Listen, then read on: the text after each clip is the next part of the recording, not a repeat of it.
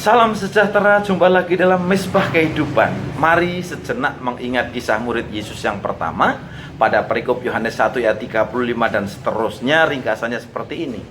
Sehari setelah Yohanes Pembaptis membaptis Yesus, pada keesokan harinya Yohanes berdiri di situ pula dengan dua orang muridnya.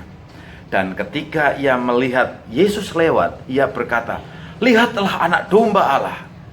Kedua murid itu mendengar apa yang dikatakannya itu, lalu mereka pergi mengikut Yesus. Tetapi Yesus menoleh ke belakang. Ia melihat bahwa mereka mengikuti dia, lalu berkata kepada mereka, "Apakah yang kamu cari?" Kata mereka kepadanya, "Rabi," artinya guru, "di mana guru tinggal?" Ia berkata kepada mereka, "Marilah dan kamu akan melihatnya." Mereka pun datang dan melihat di mana ia tinggal, dan hari itu mereka tinggal bersama-sama dengan dia. Kisah seperti ini sepertinya paling cocok kalau kita kasih judul Homestay with Jesus. Adakah di antara saudara yang pernah mengikuti homestay? Homestay adalah sebuah liburan, bisa ke luar negeri, luar pulau, atau luar daerah, dan tinggal bersama dengan keluarga lokal. Beberapa tahun lalu, anak-anak muda GAGNR mengadakan homestay ke Temanggung, Jawa Tengah dengan menginap di rumah-rumah warga jemaat GKJ Kertosari Jumo. Ketika homestay, kemampuan bahasa kita akan dan kita makin gaya hidup setempat, dan ternyata banyak orang yang pernah mengikuti homestay mengaku hidup mereka berubah. Ada pengalaman baru yang seru tak terlupakan, ada persahabatan yang indah, dan hampir-hampir pengalaman homestay tak terkatakan. Pokoknya kita harus coba sendiri. Dalam setiap homestay selalu ada 3 tahapan. Pertama, mereka tertarik dengan sesuatu. Ada yang tertarik dengan lokasi tujuan, cerita dari orang lain, atau diajak oleh teman dekat, sehingga mereka menjadi yakin bahwa perjalanan itu akan benar-benar happy. Yang kedua, mereka pergi dan berubah. Selama di sana mereka tidak sadar bahwa mereka telah berubah sampai mereka pulang. Dan ketika pulang, keluarga, teman-teman, dan mereka sendiri merasa ada perubahan. Kesukaan dan cara hidup mereka berubah. Yang ketiga, mereka menemukan sesuatu yang luar biasa di luar dugaan. Pada tahap inilah umumnya mereka berkata, tak terungkap dengan kata-kata, pokoknya kamu harus pergi sendiri. Amazing.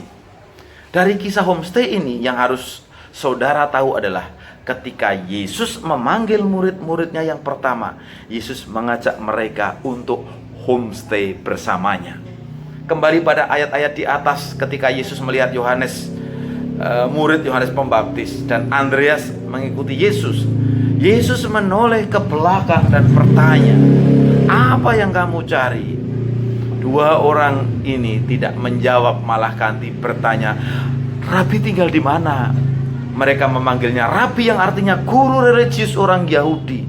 Panggilan ini biasanya digunakan terhadap ahli Taurat dan orang Farisi. Bahkan panggilan ini merupakan panggilan akademis yang tinggi. Kalau zaman sekarang panggilan itu untuk profesor atau doktor. Seorang rabi adalah seorang konselor yang ulung, seorang pemberi jawaban. Murid Yohanes Pembaptis dan Andreas datang kepada Yesus. Yesus tidak mengecewakan mereka. Ketika ditanya, "Guru tinggal di mana?" Yesus tahu bahwa dua orang ini mencari lebih dari sekedar informasi. Yesus tidak memberi tahu alamatnya kepada mereka, tetapi ia mengajak, "Come and see." Mari dan lihatlah. Saat itu jam 4 sore waktu setempat. Pada sore itulah homestay mereka dimulai. Mereka bertiga berjalan ke tempat Yesus bermalam, dan hari itu mereka tinggal bersama-sama dengan dia sampai keesokan harinya.